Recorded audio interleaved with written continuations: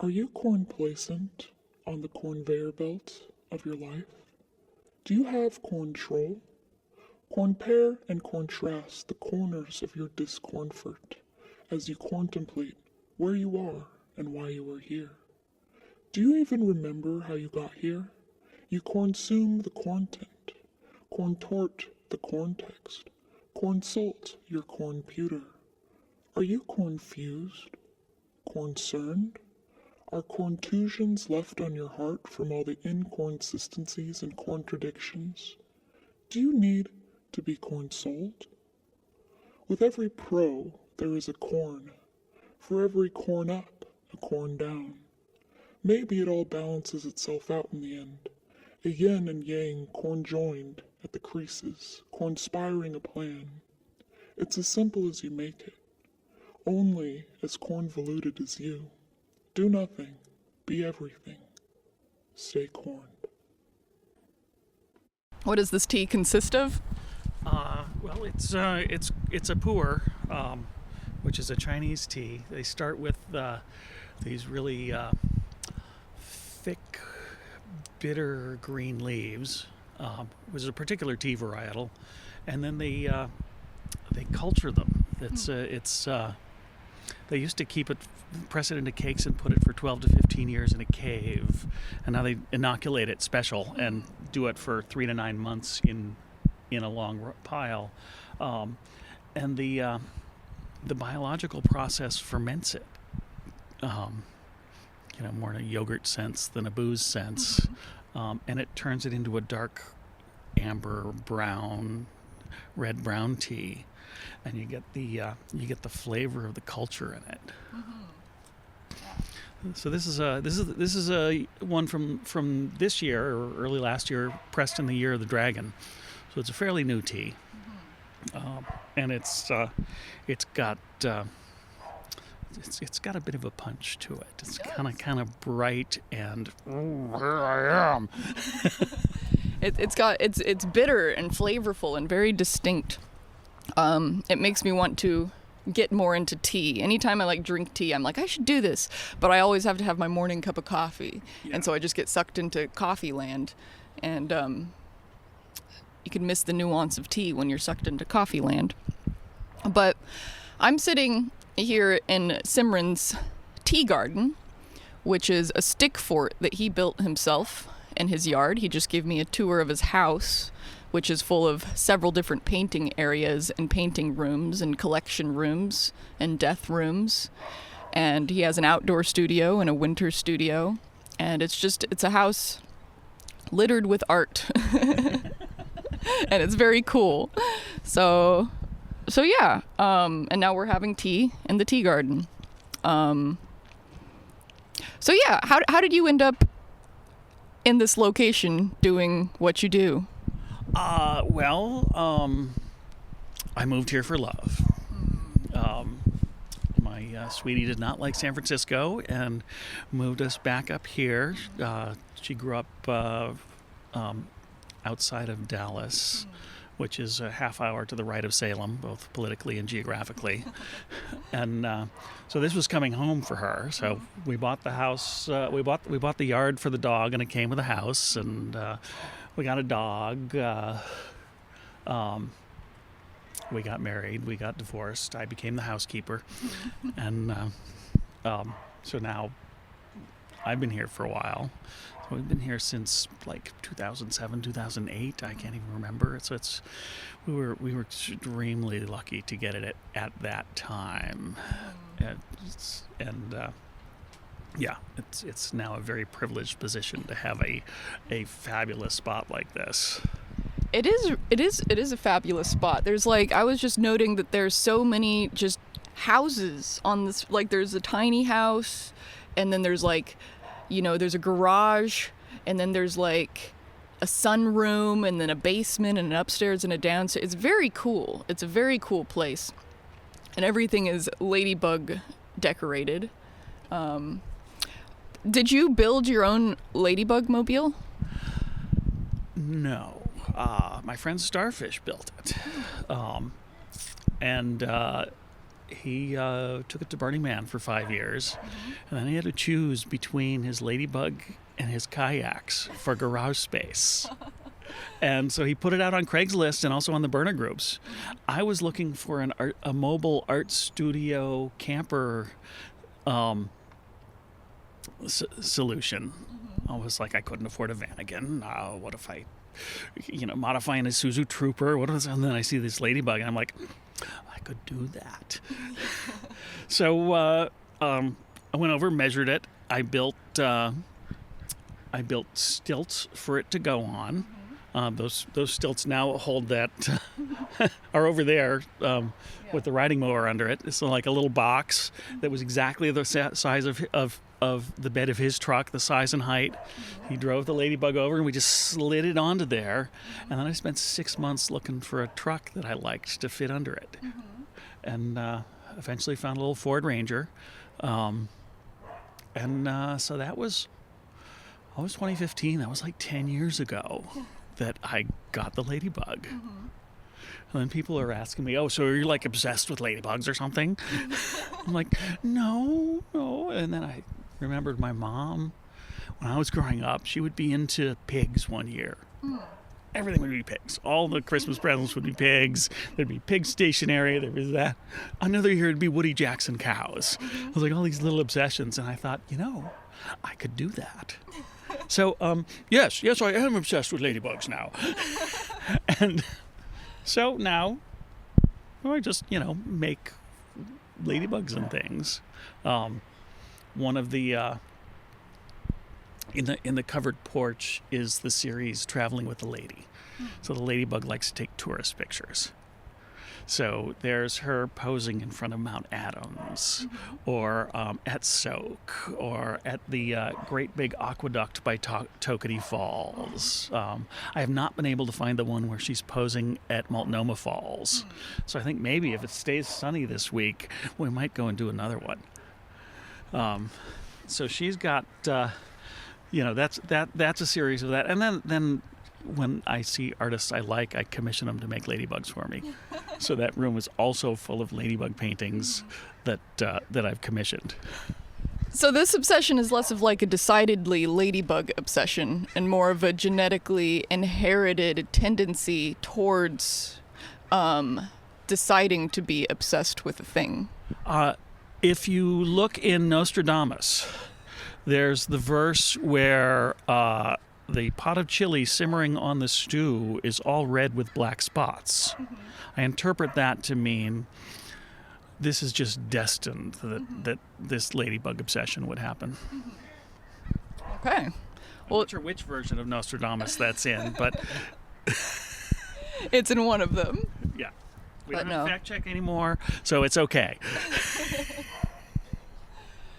No, I think your lifestyle and your obsessions and your gravitation towards art highlights a unique kind of childlike wonder to find in an adult that is very refreshing. I don't know, it kind of reminds me of my family a little bit. The Lacey's are all kind of odd and eccentric in a similar way of just always working on like big art projects. Like we'd have big New Year's parties where like all my uncles, like 7 uncles and my dad would build like a 20-foot tall like Sasquatch David Bowie to stuff full of explosives that we just do like, and it's just like all these adult men spending all of their time like 8 hours a day for a week doing this for no reason. And I don't know, kind of what you have going on here, it's like, there are other people kind of like that. I am familiar with that sentiment, and anyone who does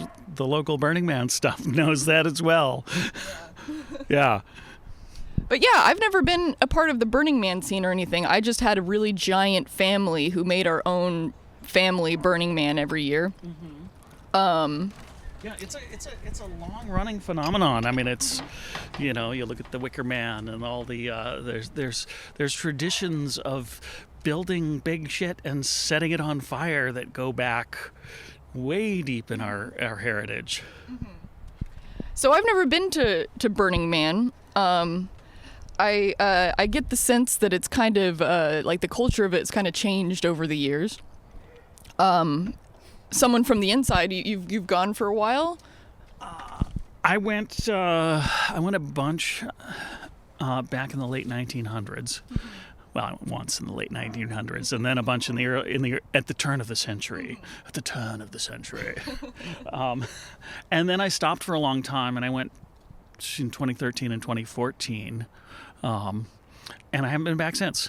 The big desert burn is not as appealing to me now. I used to do large-scale immersive sound art, and it was quiet sound art.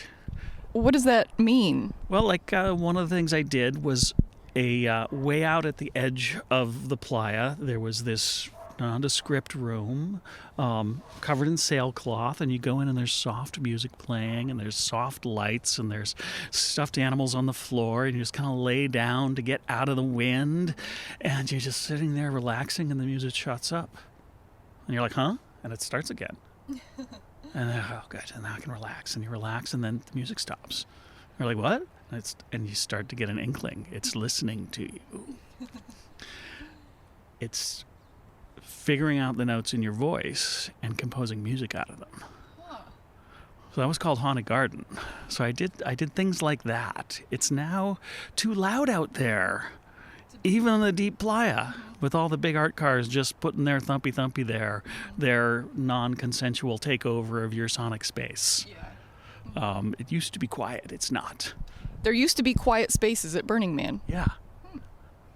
Yeah, as someone who's never gone, it's just interesting hearing about the people who have gone and do go, and it seems to have like turned into kind of an inaccessible space for a lot of people, and just kind of changed a lot. But I wonder if any of its like original spirit is still there, or if it's just kind of like this other thing entirely now. Quite a bit of the original spirit's still there, and it always was such a wide variety of stuff. You had your Mad Max crust punks, you had your Love and Light newagers, you had your frat boys, you had your thumpy things, you had an Irish pub with real music on real instruments that are not happy in the desert dust. So it's the whole range of stuff, and that's still there. It's also large enough that you may or may not find what you're looking for, but you'll probably just come across it. Yeah. No, it's always been very compelling to me. Yeah. These days I like the local regional stuff. So there's smaller bits. It's a little more intimate, and easier to get to.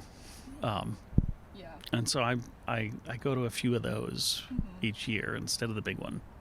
Yeah, I need to discover the smaller ones. I originally became acquainted with you and your work through your Slow Camera Paparazzi stuff, or I don't know if that's the stuff that you do like at shows and stuff, where you get record containers or actual records, the record sleeves, or CD cases, and you paint the live performers on them. And I have a bunch of paintings of myself that you've done of me coming to my shows. And how did you start? How did you decide to start doing that? Well, long ago when I lived in California, I used to paint bluegrass bands on canvas or on clear acrylic or on tar paper. And then stopped painting for a long time. And when I came back up here, after a while, I started again. And back then, I called it bandscape painting. And a friend's band was playing at the Firkin Tavern. It was a coworker, and I went to go see them, and I painted them on CD cases. I was like, ooh, that got going again. That was 2015.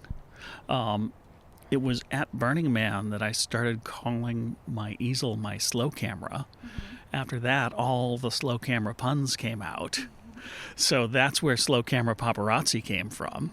There's a sister project called the Slow Camera Photo Booth, where people sit down in a photo booth-like session, and the camera is sitting on a chair across from them and paints them in 10 to 20 minutes, depending on their patience level. And I do that at weddings and various gatherings and parties and things. But the paparazzi project, where I'm painting bands and performers, I really love that, because one of the things is being in that music environment gets me into the zone, and the feeling of it just flows through me, and it just kind of goes through me and right onto the picture, and it's the easiest way for me to get into the flow and the zone, is just to be in there and to be in that. It's like I'm doing it. I'm there, and that's fabulous. It's also great for social anxiety, because if I go out in public and I'm in a crowd of people and all that, I got a job, so I don't have to talk to anybody if I don't want to, but I can. And so it's a great little crutch for social anxiety, is that I'm just the painter guy. I just do that thing. Yeah. But then when I give them the paintings and see people light up, it's like, my job is to make people happy. And that's the most fabulous thing about it. It is very cool, and it's very prolific too. Like, you show up at so many shows, and like you'll paint like 3 or 4 acts over the course of like a night, and you're just so busy.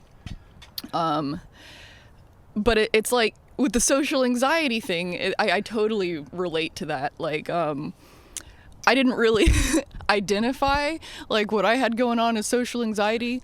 I was kind of like, yeah, I could be kind of like awkward or like bored or like, antsy in a way, but I don't have anxiety. I don't know. That's not anxiety. And then one of my friends pointed out, they're like, you can't go to a bar without a journal. It's like, why can't you have a journal?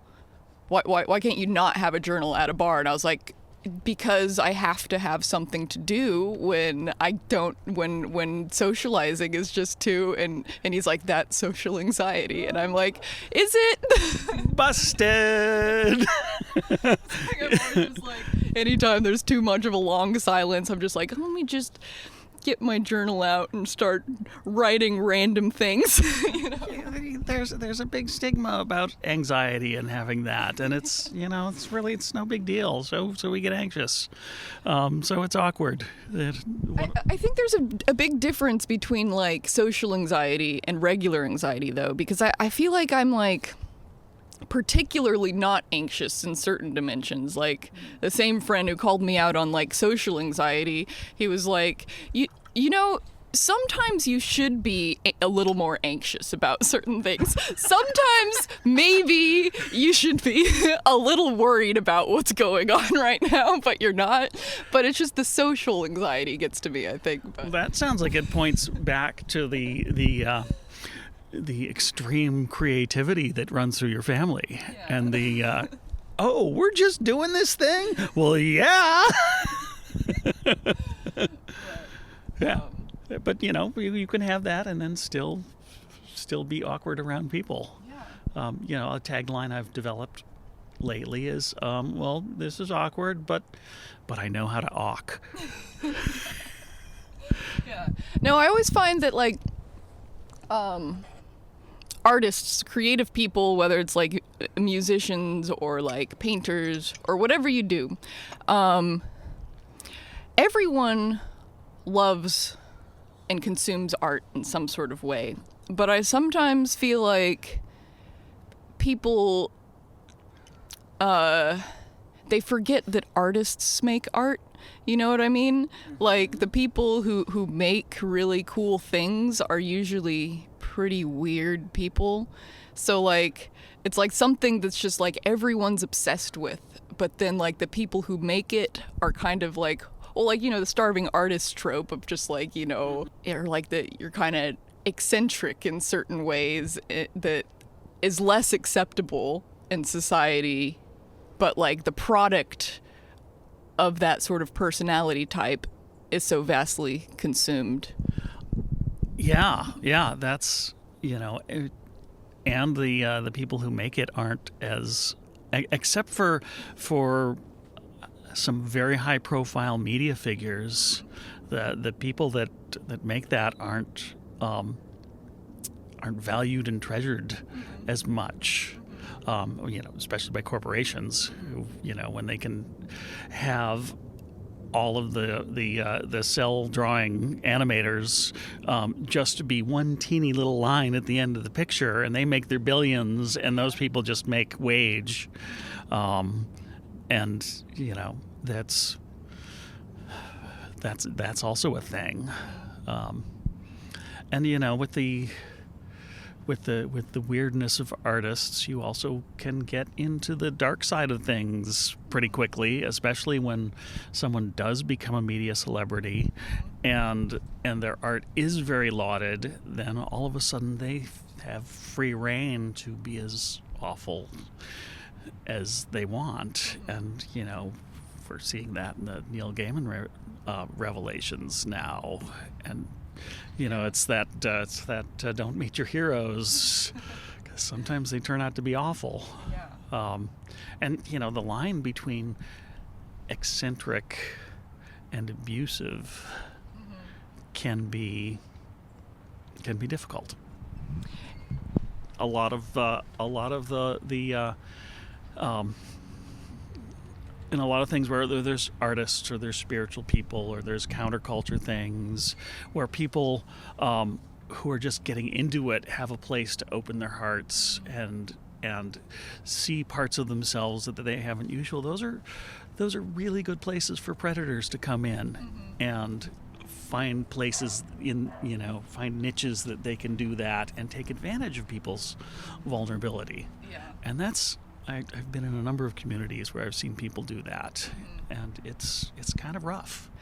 Well, I feel like sometimes people forget that, like, any sort of person can be abusive or predatory in a way, like, and that could be kind of separate from the things that they do or the image that they've made for themselves. It's like there could be people who make a really cool art, but that doesn't make you exempt from being a piece of shit.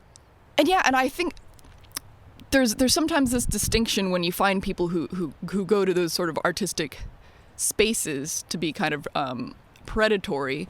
A lot of the time I find that those are the sort of people who are putting on kind of the costume of the culture to sneak in, if that makes any sense. Like, when I'm kind of envisioning the sort of person I'm thinking of, especially like when thinking about like new age hippie kind of culture, you'll get like these people who like I can teach you things and like, I don't know, heal you spiritually, and kind of like this narcissistic trope that kind of puts on this like new age hippie costume and sneaks into spaces. I don't know if you know the type. I do, but it's not the only type that that do that. Some people do that because they need the deep healing.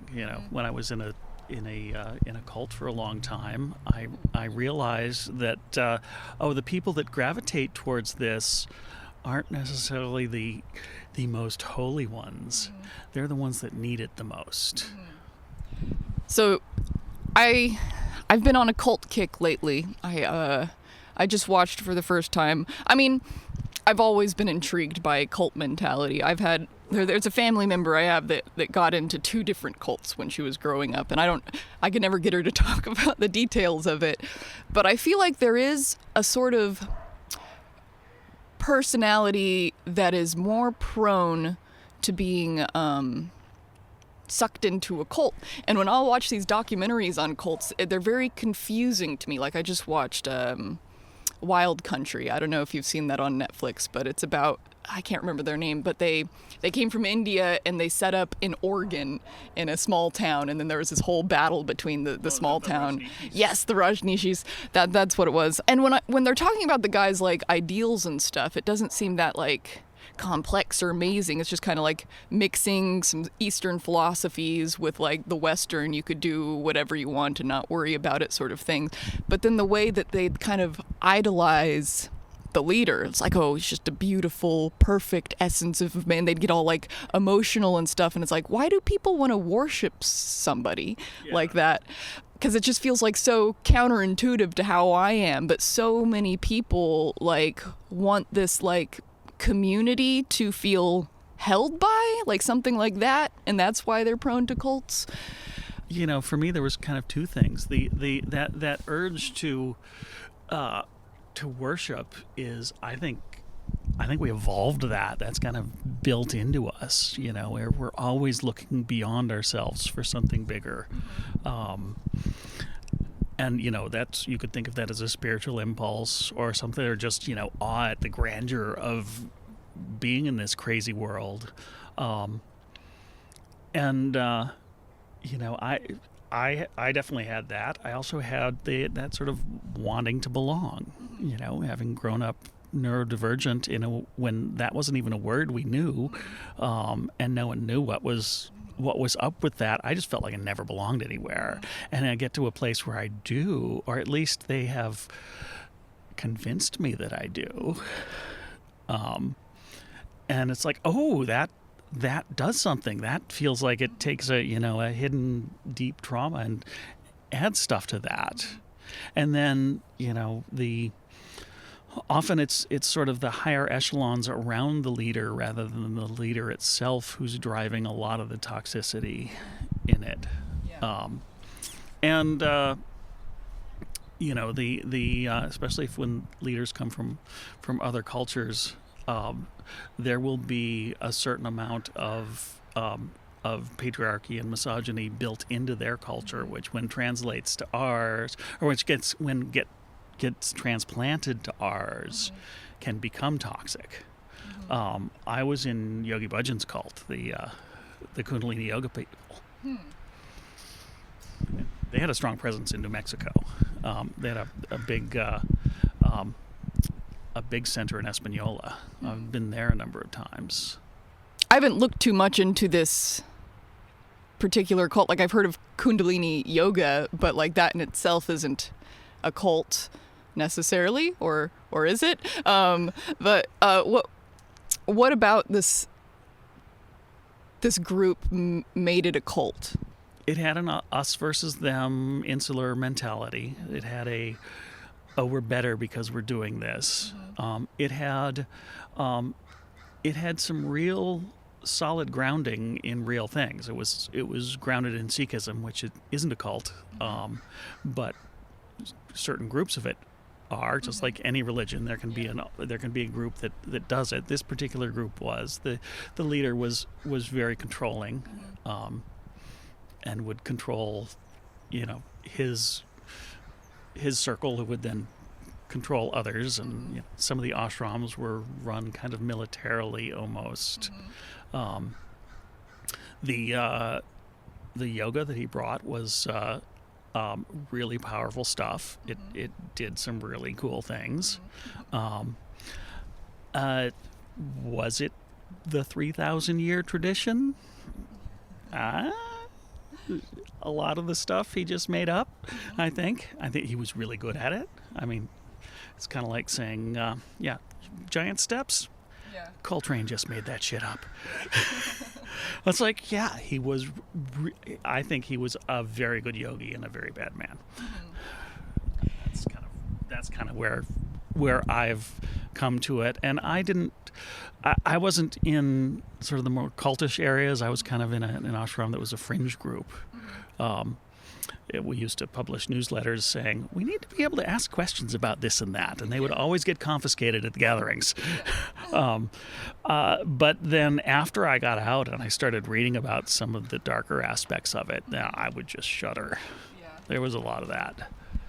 What made you get out of the cult? I was realizing that I had some big spiritual ego problems. I was like, I'm not just doing this to be a better person. I'm doing this to get better than you. I was like, and this sense of hierarchy, that I've been kind of fighting all my life. It's like, oh, I just got into that big time, and I am doing that. Scared myself, and I quit the yoga cold turkey.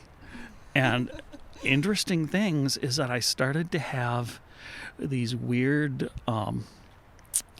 symptoms that turned out to be the same as when I went on and off of SSRIs. So when I was changing the levels of serotonin in my system, I would get, the buzzing and the brain buzzes and the, all that stuff from the SSRIs. And I got the same thing when I quit this yoga cold turkey. I realized I had been using this stuff to regulate my serotonin system for 15 years. I'm like, oh, that shit really works. And it's like, that's part of what, led me to the conclusion that's like, there's some real stuff there.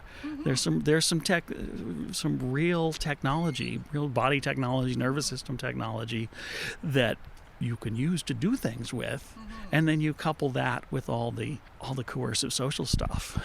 Yeah, no, it's a trip to me because like there's obviously something to yoga and all sorts of like and breath work and stuff like that. There's like nowadays Western science in certain ways is coming around to a little bit of it, but there's clearly something real there with just like the mindfulness of the body and body movements and stuff, but just automatically blending that with like someone else's agenda, it seems odd that that's like a compulsory thing for a lot of people when like it's just a relationship between you and your body and yourself ultimately. And do you still have it like a yoga practice for yourself? I quit doing that yoga. I still take some of the exercises and some of the things. I've blended them a little bit with things I've gotten from martial arts practice and from qigong practices, and I've kind of found things that work for me, and do them not regularly daily, but I pretend that I do.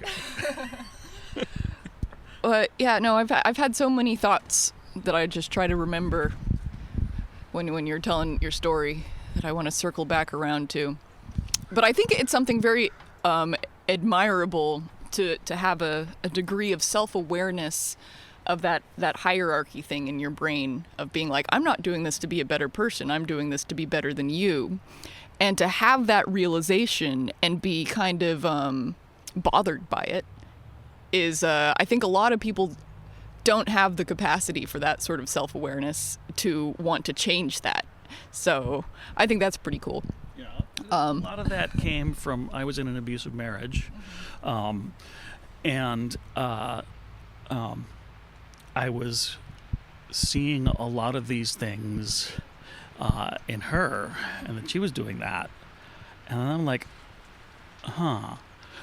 by recognizing that, and by sometimes when you see something and you're just turned off by it, it's because it's something of yourself that you don't like. And I started looking at it, I was, oh shit, I'm doing that too. I'm like, whoa, wait. and then it was like, oh, I really need to look at myself and what I'm doing with this stuff. And yeah, there was some deep depression, diving into the dark side for a while.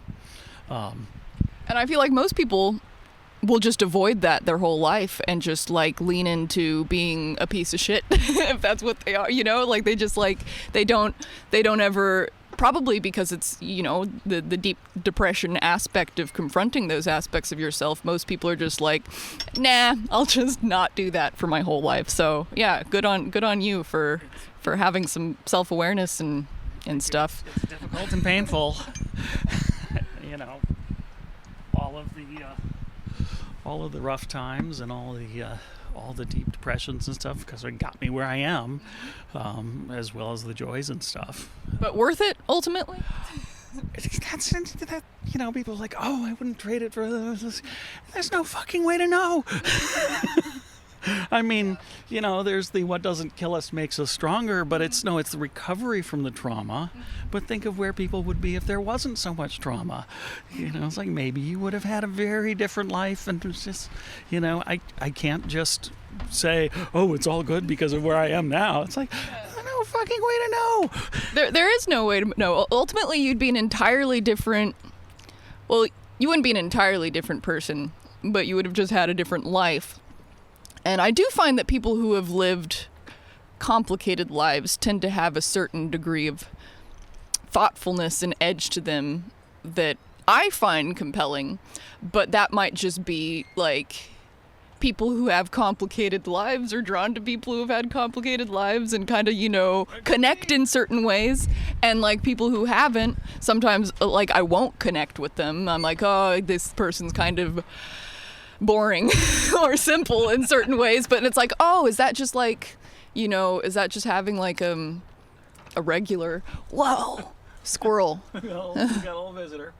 a regular time, and then they just kind of go in their circles and connect with the people that they do, and it's just everything is the way it is, and there's no way to make it different. So you just can't know. We're here. That's where I ended up.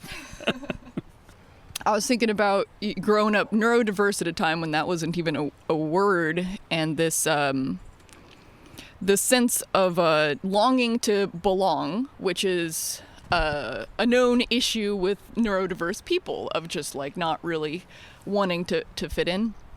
And I think about that like with myself and my own family a lot, and kind of circling back to that anxiety, because I am very neurodiverse, and I like realizing the depth of that, like getting older and looking at both of my parents and being like, how is it that you just like exist in the world and everyone in the city isn't like being like, they are obviously very different. Like it's very obvious how different they are.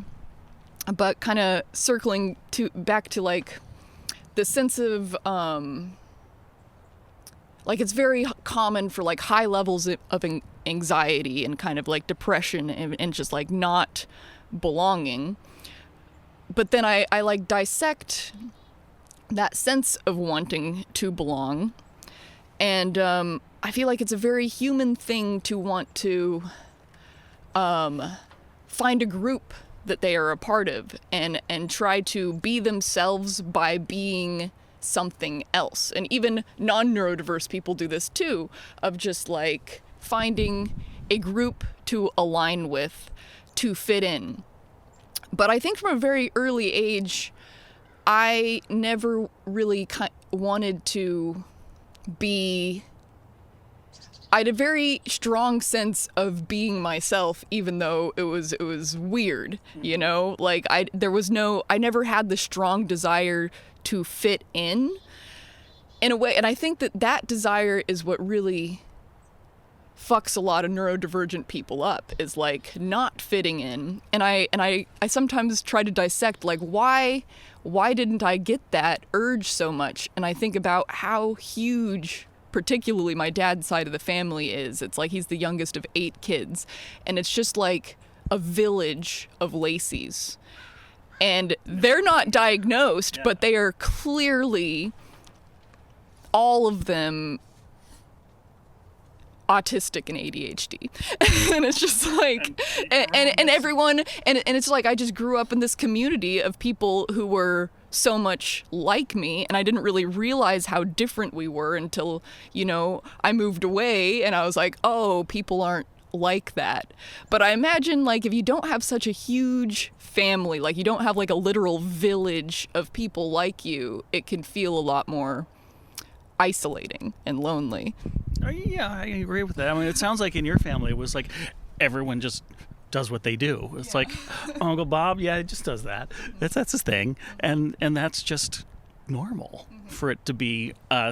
You have a thing, which. And in that way, I feel very lucky, especially seeing how like I don't know, how pathologized neurodiversity can be, and like, oh, it has to be a disorder, it has to be this thing. And for me, it's like, I just realized, like, not every, like, it's almost like this pride I have in my family for being so neurodiverse in a way. And I do feel very, very lucky. And I just like imagine, like, what would it be like to kind of have that sort of brain.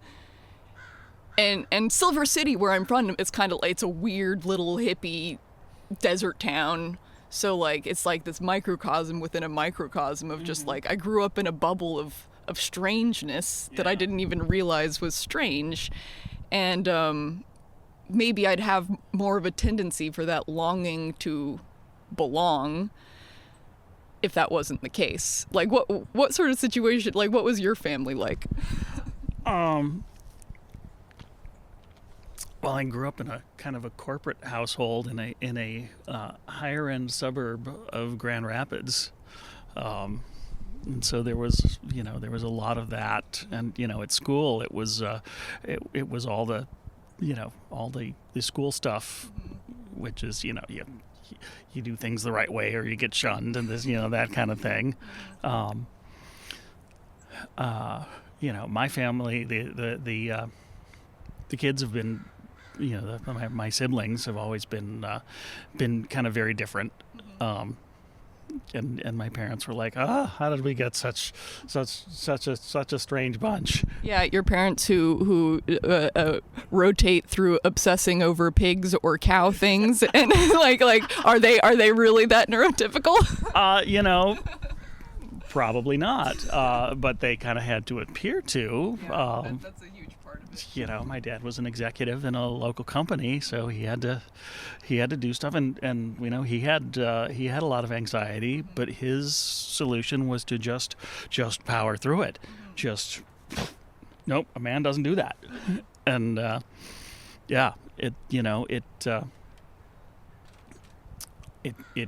I definitely got some of my these are the core what a masculine gender is thing, which gets built in at the deep level unconsciously. And some of that I've been fighting the whole time. Yeah, it is really a trip thinking about generationally oddballs throughout like the cultural shifts of what's acceptable. And every once in a while you'll find like these artists of a time that's like earlier than you would expected them to come from, and you realize there have always been people like that in a way, and there's always been people who have like not conformed to a degree of societal expectations. But there were times when it was definitely harder to not conform. The deep trauma of having to mask as a survival strategy to ensure that you are accepted by your family and therefore get the resources you need to survive. That's a big thing. Yeah. And just like the layer of like having to mask to survive in a family who is probably masking themselves is a whole other layer of trippiness. Yeah. Yeah, I hear that. Yeah. But we could end it on an artistic note. How did you get into painting? When did you start painting? So I started learning to draw a week after getting my master's degree in computer science. I kind of like could scribble and stuff like that, but couldn't really draw or anything, and I was doing photography and things. And at one point I'm like, oh, I have to learn to draw. And a couple of triggers that I think kicked that off. One was learning Chinese. You know Chinese? Not anymore. My former self knew a little bit of Chinese. I was learning to draw the Chinese characters, and I was with a woman who grew up in Taiwan when they thought that the they were the keepers of the old Chinese culture now that the communists have tossed it away and made the simplified characters and all that. But seeing the difference between how I would form a character, like I could, I got to the point where I could make it look just like the book, and then she would do it, and there was a subtlety to it. There was this something else that was just, oh, what is that? And I think that opened up something deep inside.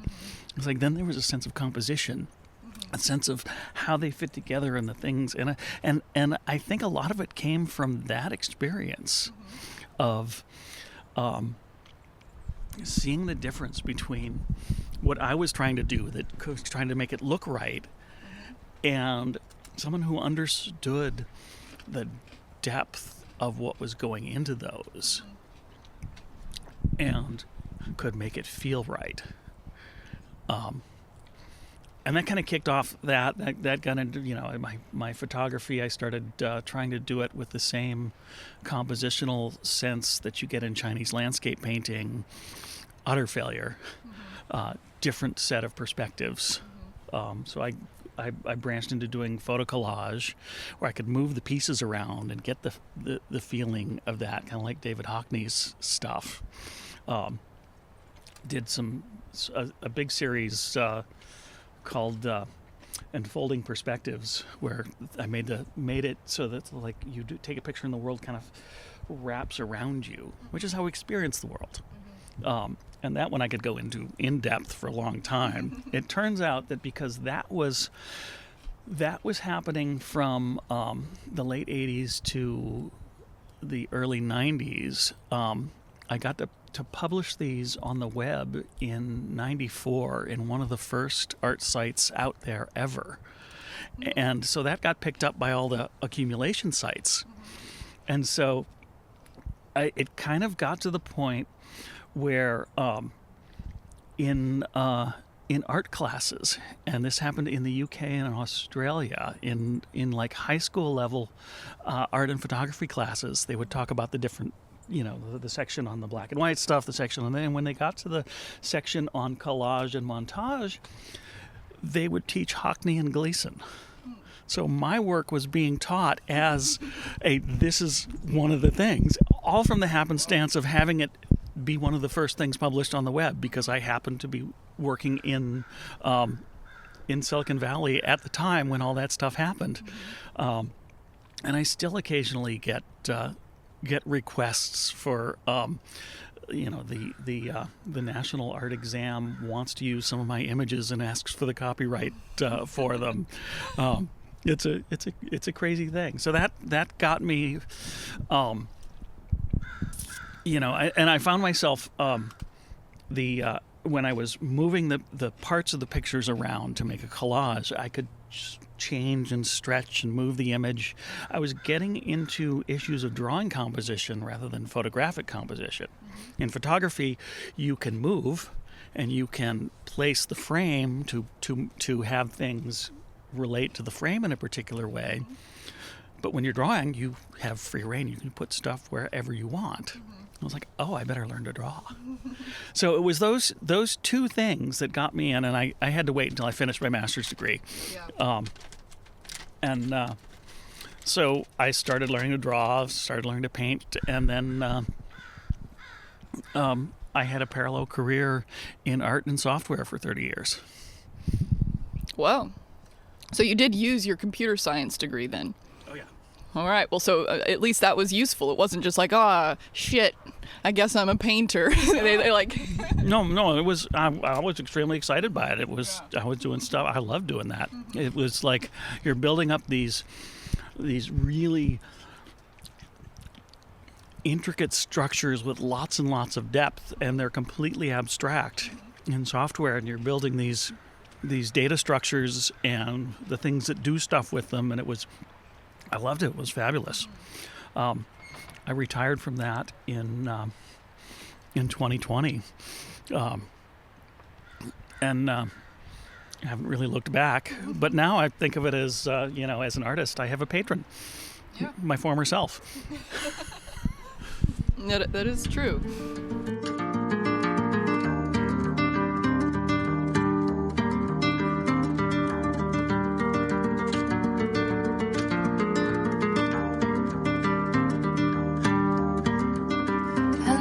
a centipede naked in your bedroom. Oh, and you swear to God the fucker's out to get you. And I digress, 'cause I must make you the perfect morning. I try my best to scoop the slugger out the window.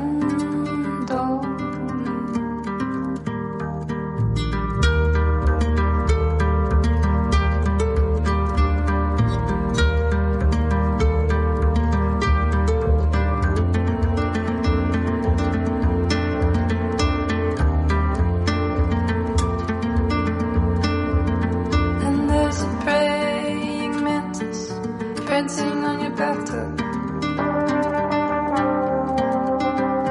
and you swear it's a priest from a past life out to get you. And I digress, 'cause I must make you the perfect evening. I try my best to put the priest inside a jam jar.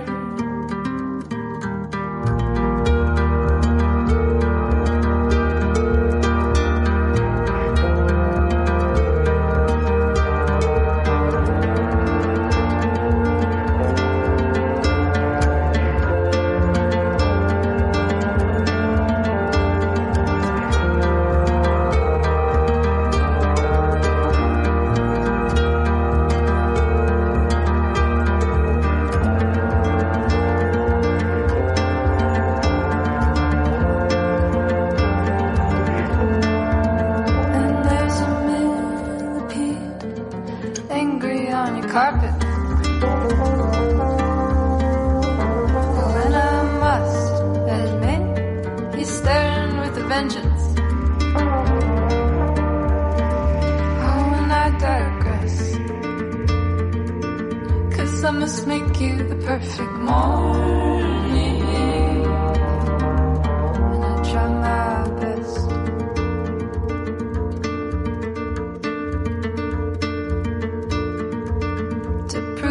nothing's out to get you.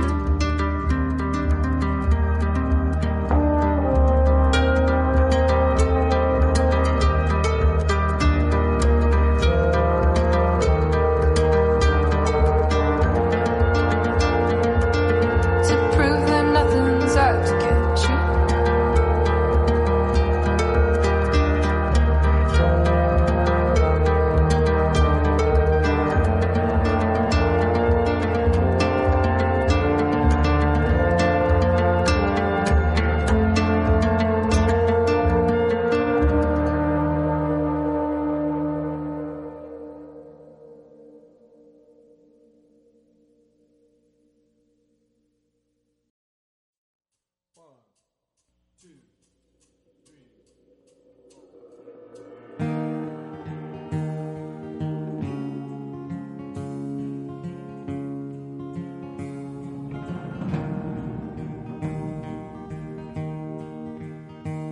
Like a bronchi cayuse that never had no use, I'm desperately fighting to ride all the time.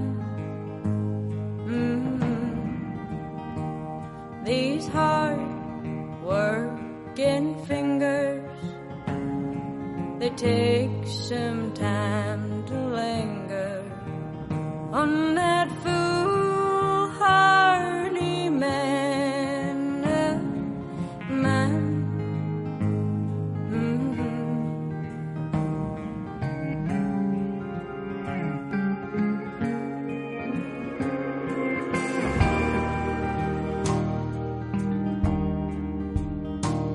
I was hoping he'd be there at home, but instead I just watched the lawn grow.